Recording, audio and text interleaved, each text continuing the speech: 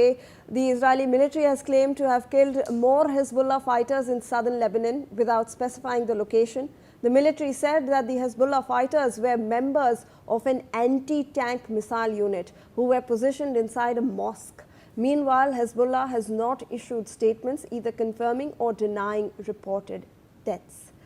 General Mathur, if I can also get your observations regarding the role of Israel. They started the war, they're mum on ceasefire, and they're doing whatever they can to make sure that everything that is connected to Hezbollah, to Hamas, to the Houthis or the axis of resistance as they call themselves is destroyed, because that seems to be one of their topmost objectives. In fact, we had one of the Israeli generals talk about something called a greater Israel. And I want to understand your observation regarding this, because over here when we talk about this particular breaking as well, they've spoken about a mosque where missile units were inside hidden. Yesterday they talked about destroying a school where they had a large cache of ammunition that was stored, and Israel is making sure to tell the people to empty and evacuate the areas, because they are destroying everything over there. Infrastructure is being destroyed, from schools to mosques to everything. So they want to make sure that it's plain ground that they get after their objectives are met, General. Shivani, I will to give you 2 points of view. The point is very clear. The only country which knows exactly what they want at the end of the war and through the war is Israel.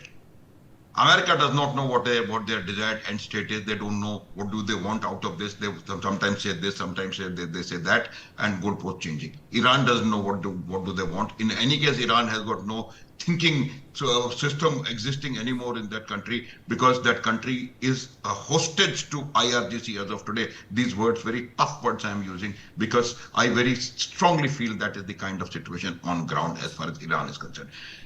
Israel had a unipoint agenda, unlike many others when we talk that this objective. Israel's 1-point agenda was to remove Iran as a threat. And what they perceived was threat was a possible nuclear Iran. Why this? Because this current mullah regime had a view that Iranians, the Israelis, the Jews have no right to live. They had a view that Israel must get obliterated from the map of the globe. So as long as that kind of a thing was there, the safety of Israel could not be made sure. So they wanted to remove that. And now a nuclear Iran with that mentality,